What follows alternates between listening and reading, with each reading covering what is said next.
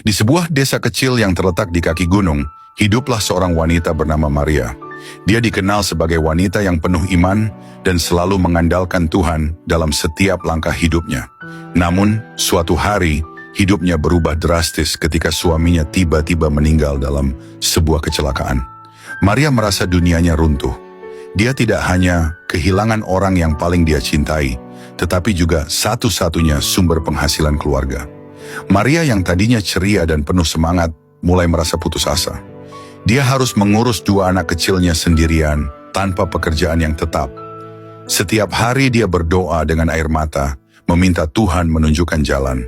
Hari-hari berlalu, dan Maria semakin terdesak oleh kebutuhan.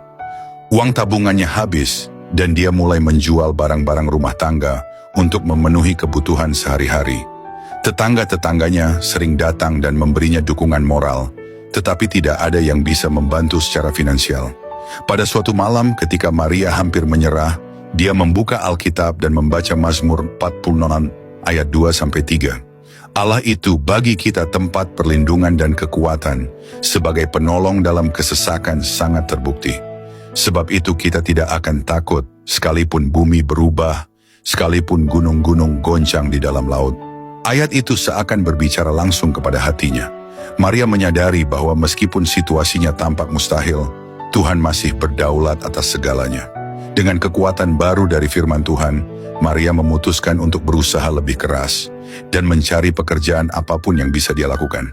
Keesokan harinya, Maria menerima tawaran untuk bekerja sebagai pengasuh di rumah seorang pengusaha kaya di kota. Pekerjaan ini memberikan penghasilan yang cukup untuk menghidupi keluarganya. Tak lama kemudian, Maria juga mulai menerima order untuk membuat kue, keahlian yang dia pelajari dari almarhum ibunya. Usahanya berkembang, dan dia bisa menabung sedikit demi sedikit. Badai dalam hidup Maria perlahan mulai mereda. Dia menyadari bahwa Tuhan tidak pernah meninggalkannya. Dalam masa-masa tergelap, Maria menemukan bahwa ketika dia berserah sepenuhnya pada Tuhan, dia memberikan kekuatan dan jalan keluar yang tak terduga. Setiap kali Maria menceritakan kisah hidupnya kepada orang lain, dia selalu mengingatkan bahwa Tuhan sering bekerja dengan cara yang tidak kita mengerti. Namun, dia selalu setia pada janjinya untuk menolong kita dalam setiap kesesakan. Maria dan anak-anaknya terus bertumbuh dalam iman, dan mereka menjadi saksi hidup tentang kebaikan Tuhan di tengah badai. Pesan yang bisa kita ambil dari kisah ini bahwa dalam hidup ini kita sering menghadapi badai yang tampaknya terlalu besar untuk dihadapi sendirian. Namun seperti yang dialami Maria, kita diingatkan bahwa Tuhan adalah tempat perlindungan dan kekuatan kita.